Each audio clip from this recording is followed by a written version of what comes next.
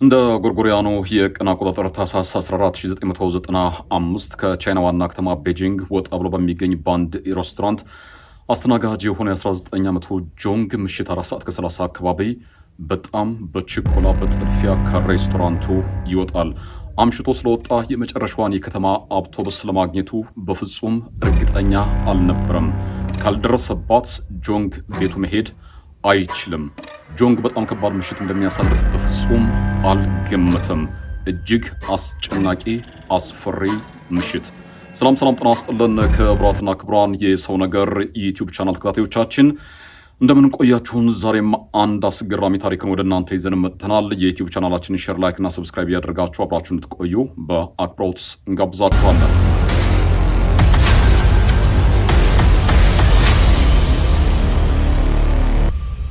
አካባቢው የቀደምት ቻይናውያን ነገስታት በብዛት የሚገኙበት ስለነበር ቤተመንግስታቸው በርካታ ሰዎች ይጎበኘዋል። ፓርክም ስላለ ከውጭም ከሀገር ውስጥም ለጉብኝት የሚመጡ በርከት ያሉ ቱሪስቶች አሉ። ቀን ላይ ሰዎች ሲወጡ ሲወርዱበት የሚውለው አካባቢ ፀሐይ ከጠለቀች በኋላ ምሽት ላይ ጸጥ ረጭ ይላል። በጥድፊያ ከሬስቶራንቱ የወጣው ጆንግ በሩጫ የአውቶቡስ ፌርማታው ላይ ይደርሳል። ሲደርስ ፌርማታው ላይ ምንም አይነት መኪና የለም። አንዲትን ሴትዮ ብቻ ይመለከታቸዋል። እኚህን ሴትዮ ሲመለከት አውቶቡሷ ልትመጣ እንደምትችል እርግጠኛ እየሆነ ነበር። ሴትዮዋም ፈገግታ ስላሳዩት እሳቸውን ለመተዋወቅ ሲሄድ ከኋላው የመኪና ድምፅ ይሰማል። ዞር ብሎ ሲመለከት ቁጥር 375 የሆነችው የከተማ አውቶቡሷ ነበረች።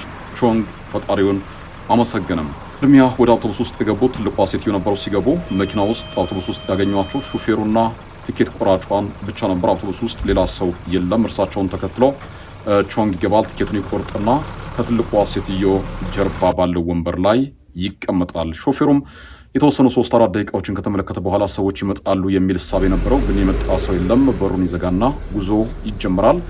ቾንግ ከርቀት ከቅርበትም የሚመለከታቸው መብራቶች ነበሩ። የቤተ መንግስቱ መብራቶች እጅግ በጣም ያማሩ ነበሩ። እነሱን እየተመለከቱ ጉዞን ያደርጋል። የተወሰነ ደቂቃ ከተጓዙ በኋላ ጫካ ይመጣል። ከዛም ከጫካ ወጣው ደግሞ እንደገና አላ ሜዳ ላይ ይገባሉ። አሁን ጨለማ በጣም ጠንካራ ስለሆነ ከውጭ የሚታይ ነገር የለም።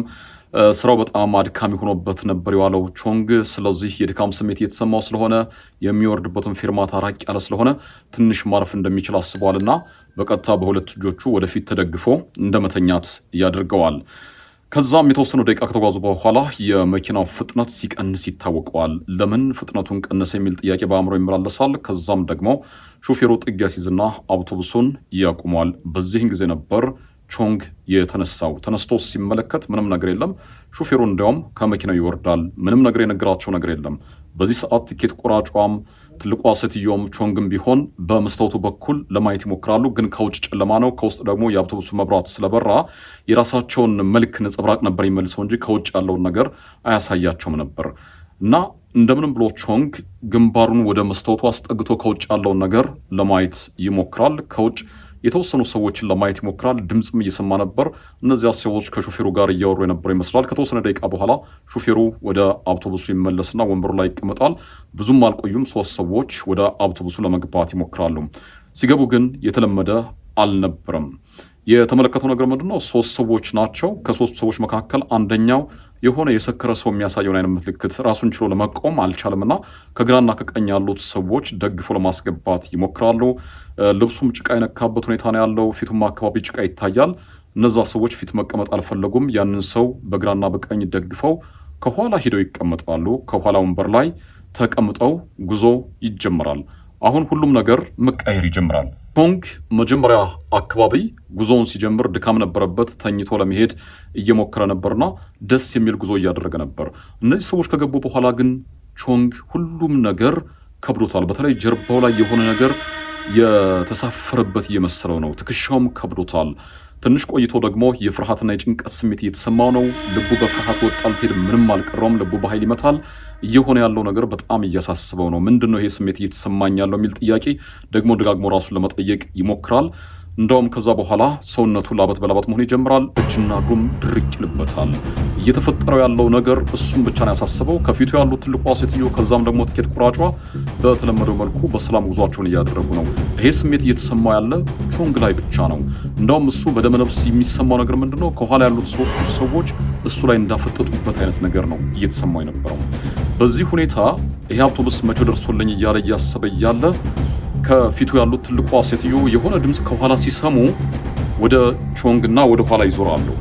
ዞሮ ሲመለከቱ መጀመሪያ ከኋላ የሰሙትን ድምፅ ለማየት ለማወቅ ጉጉት የነበረው ፊት ነበር ያሳዩ ነበሩት። ግን ወዲያው እንደዞሩ በፍርሃትና በድንጋጤ ድርቅ ብሎ ይቀራሉ። አፋቸው ይከፈታል፣ አይናቸውም ይፈጣል እና ጣታቸውን ወደ ኋላ ቀስረው ነው ደርቀው የቀሩት። ቾንግ ሴትዮዋን ሲመለከት ይበልጥ ይደነግጣል። ከኋላው የሆነ ነገር እየተፈጠረ እንደሆነ እርግጠኛ ነበር። አሁን ሴትዮዋ ደግሞ ፍርሃታቸውን ሲመለከት ይበልጥ ፈራ። ዞሮ መመልከት ነበረበት፣ ግን ደግሞ በጣም ፈርቷቸው ስለነበር ወደ ኋላ ዞሮ መመልከትን አልፈለገም። እርሱ የሚመለከተው ሴትዮዋን ነው። ሴትዮዋ ድርቅ እንዳሉ ቀርተዋል። በዚህ ሰዓት ቾንግ አሁን ሞቱን ዞሮ ከኋላ ያለውን ነገር ማየት ፈልጓል። ለመዞር ሲሞክር በድንገት ፊቱ ላይ አንድ ምት ያርፍበታል። ቾንግ ይደነግጥና የመታውን ነገር ለማየት ይሞክራል፣ ግን በተደጋጋሚ ይመታል። ከዛም ቀና ብሎ ለማየት ሲሞክር ከፊቱ ተቀምጠው የነበሩት ትልቋ ሴትዮ ተነስተው ነው እየመቱት እየደበደቡት ያሉት። የሚመቱት ደግሞ በቦርሳቸው ነው። ቾንግ ራሱን ለመከላከል ይሞክራል። ምን አደረግኩት ይላል። ሴትዮ መመታታቸውን ይቀጥላሉ። ቾንግ ግራ ይጋባል።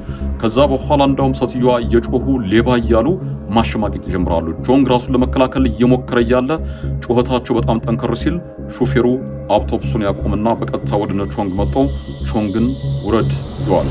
ቾንግ በሌሊት ከዚያው ላላ ሜዳ ላይ አልወርድም የሚል ክርክር ያቀርባል። ግን ደግሞ አውቶቡስ ሹፌሩ ውረድ የሚል ነገር በተደጋጋሚ እየነገረው ነው። ቾንግ አንድ ነገር ማሰብ ይጀምራል። እዚህ አውቶቡስ ውስጥ በተለይ እነዚህ ሶስት ሰዎች ከመጡ በኋላ ጥሩ ስሜትም እየተሰማኝ አይደለም፣ የፍርሃት የጭንቀት ስሜት እየተሰማኝ ነው። ስለዚህ በወርድ ይሻልልና ይወርዳል። ወርዶ ሲመለከተው እርሱ የሚወርድበት ፌርማታ ለመድረስ ትንሽ በእግሩ መጓዝ ይኖርበታል። ስለዚህ ተጉዤ ፌርማታው ላይ ደርሳለሁ። ፌርማታው ላይ ከደረስኩ በኋላ ደግሞ ከተማ ውስጥ ስለምገባ የከተማ ታክሲዎችን ጠርቼ መሄድ እችላለሁ። ስለዚህ መውረዴ ችግር የለውም። እዛ አውቶቡስ ላይ ያጋጠመኝ ነገር እንደውም መጥፎ ነገር ነው። ስለዚህ በእግሬ መሄድ ችግር የለውም በሚል ጉዞ ይጀምራል። የተወሰኑ እርምጃዎች እንደተራመደ አንድ ሌላ ችግር ያጋጥመዋል። ከኋላው አንድ ድምፅ ይሰማል። አሁን አውቶቡስ ውስጥ እጅግ በጣም ከባድ ጊዜ ነው ያሳለፈው። ትራውማቲክ ሆኖ ነበር። ችግር አጋጥሞታል። ፍርሃት ውስጥ፣ ጭንቀት ውስጥ ነው የነበረው።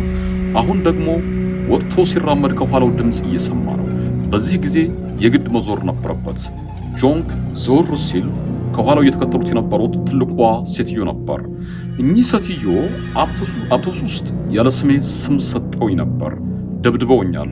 አሁን ደግሞ ምን ይሁን ብለው ነው የሚከተሉኝ የሚል ጥያቄ በአእምሮ እየተመላለሰ ሴትዮዋን በድጋሚ ዞር ብሎ ሲመለከታቸው አሁን የፈገግታና የይቅርታ ስሜት ነው ፊታቸው ላይ የሚነበበው። ምን ፈልገው ነው እኚህ ሴት ብሎ ጠጋ ብሎ ለማዋራት ይሄዳል ወደ እርሳቸው።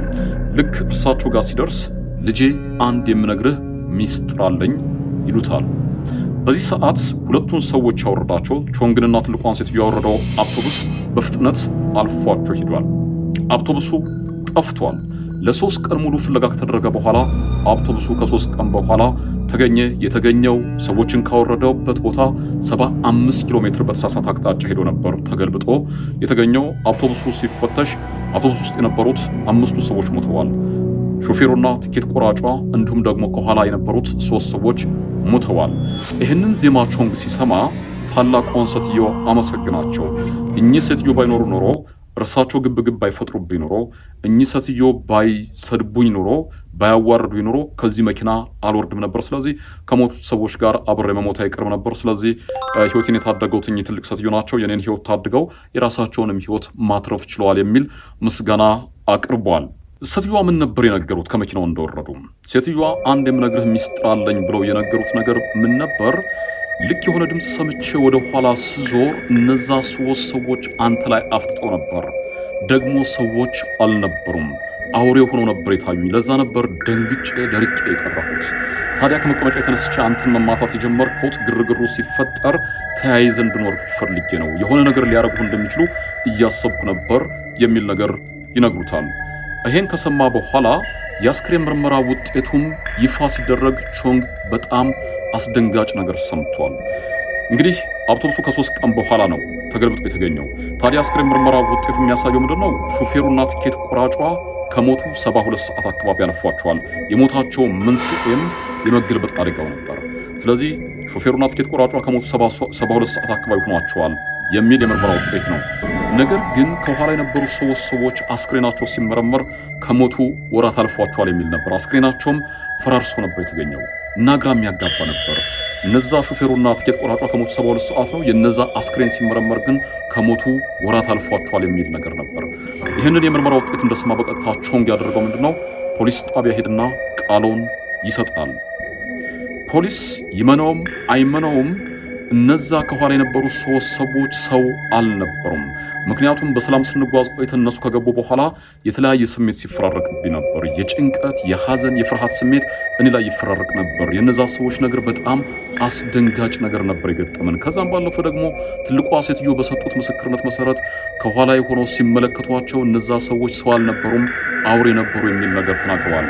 አሁን የአስክሬን ምርመራ ውጤቱ የሚያሳየው ደግሞ ከሹፌሩና ከትኬት ቆራጯ ጋር በተመሳሳይ ሰዓት ሞተው እያለ የአስክሬን ምርመራ ውጤቱ ግን የነሱ ከሞቱ ወራት ተቆጥሯል የሚል ነው።